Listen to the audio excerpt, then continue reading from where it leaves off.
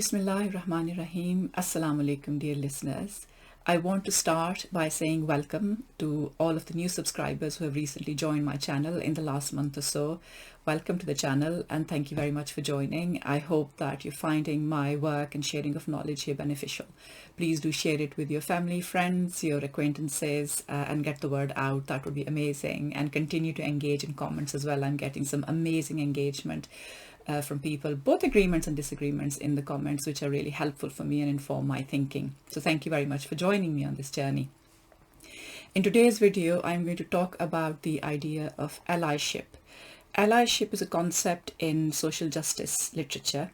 I will explain what allyship is, and I'm then going to propose that the Quran actually offers us a model of allyship, and that allyship is quite crucial to the pursuit of justice, which is something that the Quran wants believers to do, to pursue justice, and justice not just for themselves but also for the wider humanity, the community of people, this planet that we live on.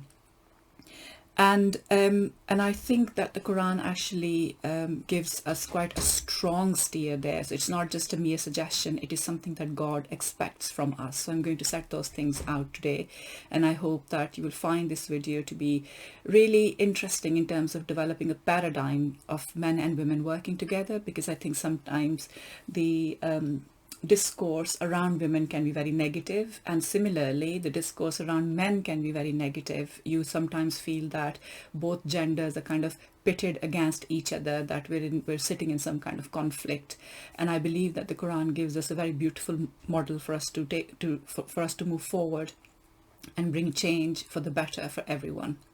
So let me start with introducing the idea of allyship. As I said, it's an idea you often find in social justice related discussions, often in workplace and universities, where you're trying to improve inclusion from all communities of people. We do know that there are still systemic barriers to education, to workplace opportunities, that people are still discriminated against.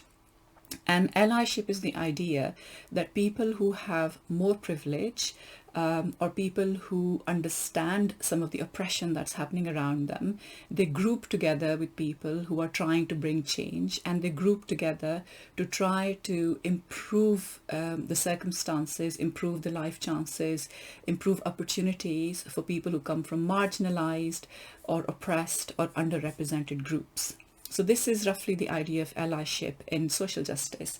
But we're seeing allyship appear in a lot of other arenas as well.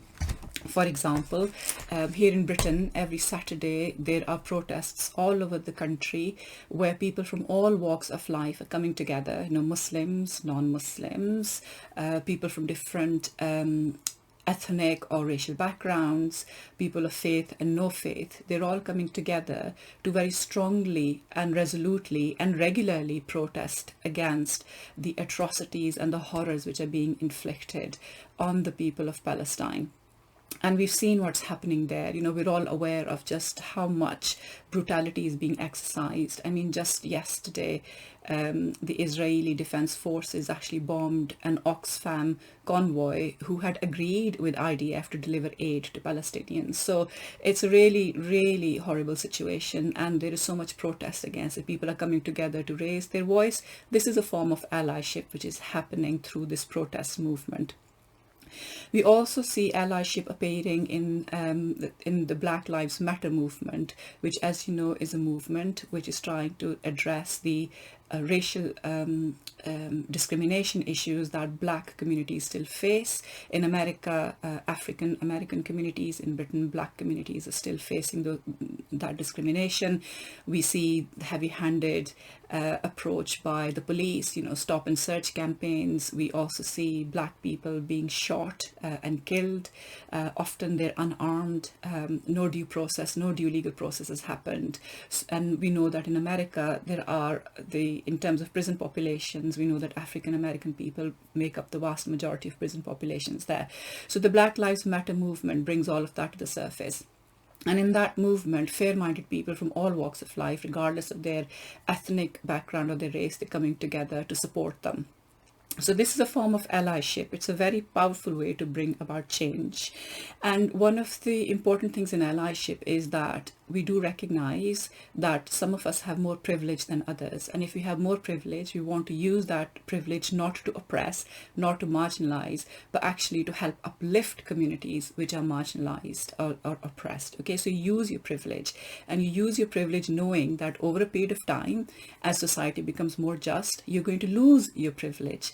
Professor Aisha Chaudhary says this really well. She says that when you pursue justice, you know that you're going to use your privilege to lose your privilege. So use it to lose it. That's the sentence she uses, which I think encapsulates that really well. So what does the Quran say about allyship? I find the verse in Surah Tawbah, which is the 9th chapter of the Quran, to be absolutely wonderful because it sets out that model of allyship for us. Let me quickly bring up the translation of that surah, of that verse. So I'm reading, this is chapter 9 of the Quran from Surah Tawbah, and this is verse 71. I tend to read Yusuf Ali's translations normally in my videos because I find Yusuf Ali to be quite close to the text of the Quran, and Yusuf Ali's commentary on the Quran is utilized by Islamic studies scholars all over the world because it is very, very good. Yusuf Ali writes, "The believers, men and women, are protectors one of another." He uses the word protectors. "The believers, men and women, are protectors one of another. They enjoin what is just and forbid what is evil. They observe regular prayers, practice regular charity, and obey Allah and His Messenger. On them will Allah pour His mercy, for Allah is exalted in power and wise." Now, in this verse, the Arabic word awliya is used. Okay, wal mu'minun wal mu'minat ba'duhum awliya ubad. So the mu'minun, the men, the believing men, and mu'minat, the believing women, are allies of each other. If you go to corpus.quran.com, you can always check a particular lexical meaning of the word and how it's used elsewhere in the Quran as well. So when you look at the word awliya or allies, it's used in the Quran multiple times. There are various instances, various conjugations of this word in the Quran. It is used in the meaning of protector. It is used in the meaning of guardian, supporter, a protective friend, and also allies. So what Allah is saying is that believing men and believing women work together, and they work together to establish in society what is good and to stop in society what is evil. And these believing men and women say their prayers and they regularly give charity. So this is the verse in Surah At-Tawbah. Let me now link this to the verse in Surah An-Nisa. This is chapter 4 of the Quran, and this is verse 135, which, by the way, gives possibly the best conceptualization of justice, or definition of justice that you can find. Again, reading from Yusuf Ali, and again the verse is addressing those who have iman, those who have faith, or you who believe. So ya ayyuhallazina amanu, that's how the verse starts. Yusuf Ali translates, "O ye who believe, stand out firmly for justice as witnesses to Allah, even as against yourselves, or your parents, or your kin, and whether it be against rich or poor. For Allah can best protect both. Follow not the lusts of your hearts, lest you swerve. And if you distort justice or decline to do justice, verily Allah is well acquainted with all that you do." Now, there are a few things in this verse which are very interesting and very important in terms of emphasis. One, that Allah is commanding Muslim men and Muslim women, believers, to stand out firmly for justice and to witness the truth. And Allah is also drawing attention to the fact that sometimes we are the ones who could be perpetrating injustices. So He says, stand out firmly for justice as witnesses to Allah, even as against yourselves. This links back to the idea of our privilege, that if we have privilege, if we have power, if we have influence, if we are the people who are part of the problem and are perpetrating injustices, then we need to make ourselves aware of it. If we're unknowing, then we need to become knowing. We need to unlearn. We need to raise our consciousness, raise our awareness of how injustices are happening. And if that means that we need to reduce our privileges so that somebody else can have better privileges and better life chances, then we should do that. This links back to the idea that Muslim men and women are not only those who stand firmly in justice, but also links back to that they are the awliya, or supporters of each other in this movement towards justice. And I find that together these two verses actually give us a really good framework that we can develop on to create an Islamic framework of allyship between Muslim men and women. Now, Surah Tawbah is drawing attention to the fact that Muslim men and women are motivated by faith, and they will always draw certain lines around issues of morality and ethics, and our morality and ethics, of course, very much come from the Qur'an, very much come from the Sunnah.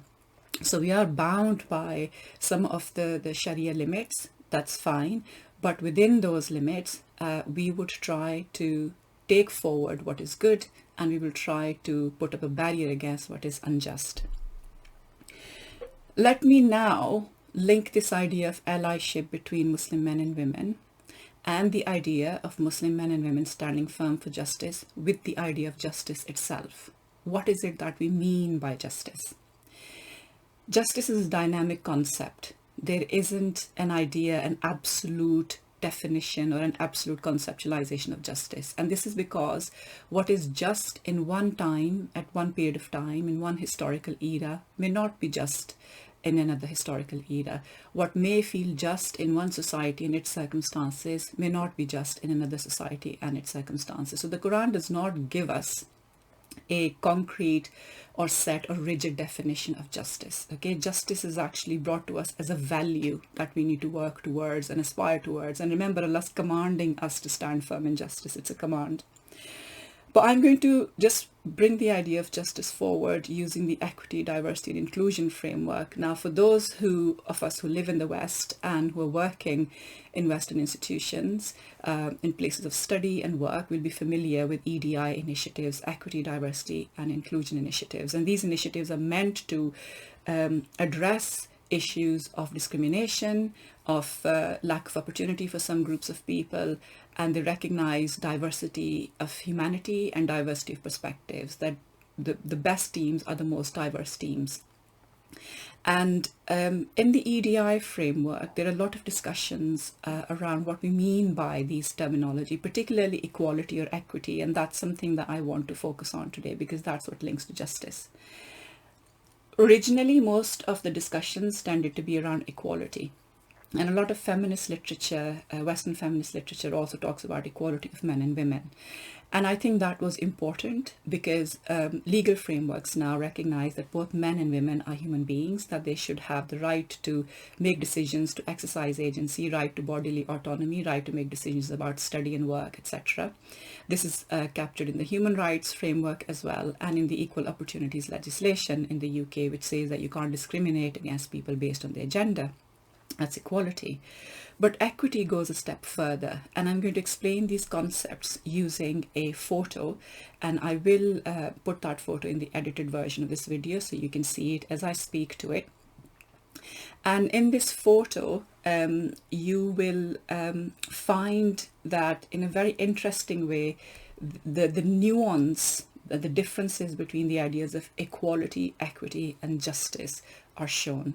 Let me just bring that up for you. So there are various versions of this that you will see on the internet. You can Google and you'll find various versions of this photo. You will see various developments of these ideas as well. Some people take it further from justice to agency and then take it further to inclusion, for example, but I'm just going to stick to the photo that you see. I've taken it from a Facebook post from an organization I don't personally know myself, but I felt that their illustration was very, very good.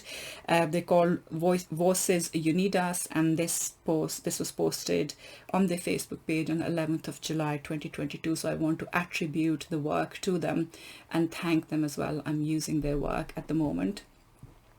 And you will see in this photo, in the very first section, that reality is explained. Okay, reality is messy. Some people start from not even a base threshold. They actually start from beneath that threshold. There's another young person who stood on one box and he can just about see the football game being played, but the person who stood in that dip can't even see that. And then you have one person who is able to has the privilege of having 4 boxes that they can stand on and they can enjoy the game. Now that is the reality of the world that we live in. When movements for equality happen, they tend to make the case that everybody should be treated the same. So you would give everyone a box each. Okay, and this is an improvement from reality, of course it is. But you can see that even if you give everybody the same box, the youngest person, who's also the shortest person, is still not able to see the football game, and the person in the middle is just about able to raise their head above the fence and enjoy the game. But the person on the left, who had the most number of boxes, is now standing at the same level as the other people, but is still better able to enjoy the game. That takes us to the next phase, which is equity. Now, equity is about looking at different people's needs. What support do they need? And making a tailored response to those support needs. Here you will see that the young lady with the hat on and the ponytail is now stood on 2 boxes. So she's now able to see the game and enjoy the game. The person in the middle, the young boy in the middle, is still stood on 1 box. That works for him. And the grown-up person is stood on the ground. That still works for him. So nobody is being disadvantaged, but the 3 people are being treated differently, and that actually leads to a very good outcome for them. Now, the final bit in this illustration is about justice. And you will notice here that rather than making all of these adjustments for each person, the systemic barrier, which was the fence, which was preventing people from seeing the game, that barrier itself has been taken away, which now means that everybody is able to equally enjoy the game. There isn't a barrier between them and the game. If you take it one step further to agency, then you would say that the 3 people should be able to buy seats in a stadium and actually sit in the stadium, at which point they would be fully included. So you can take it forward to agency as well. But I think this in itself gives us a very, very good conceptualization of justice. And I would argue that this is what the Qur'an is demanding from us, that systemic barriers which stop Muslim men and women from achieving their potential, both as believers and as human beings, need to be taken away.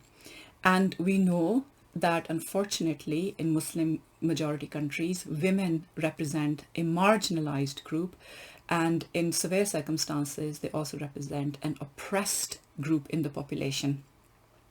And so Muslim men and women need to come together to pursue justice. But when they do that, men have this additional responsibility, which is that they need to recognize that they have more privilege, more influence, more power, and more control. Even now, in the year 2024, if you look at data on asset ownership and wealth ownership, 70% of the world's investments and wealth is owned by men. Women still only own 30% of the wealth in the world. So they don't even have the financial freedom that men usually enjoy.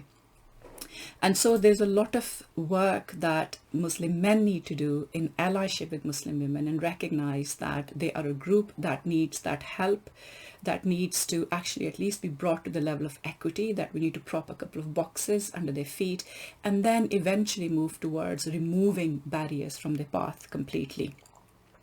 And the reason why I say that is that there is the hegemonic power of patriarchy that is now causing so much damage both to men and to women, but particularly to women. And patriarchy isn't something that men create or sustain on their own. As Gerda Lerner, who I have cited before, by the way, she was a very serious scholar, and her book, which I will hold up here, The Creation of Patriarchy, is an absolutely wonderful read.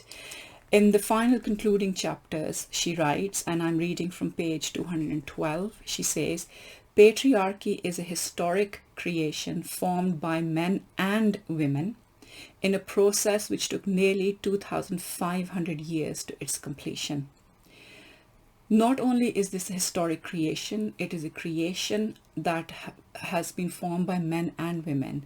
So I am going to be very fair-minded here and say that women also uphold patriarchy. We see this again and again. The motivations might be different. For women, often the motivation to uphold patriarchy is from survival instinct, because that is how women keep safe, because they don't have often don't have control over their circumstances. Somebody else controls their circumstances. So the way of keeping safe is through upholding patriarchy and getting proxy power through their father, through their husband, or through their sons or their brothers. So that proxy power comes to them.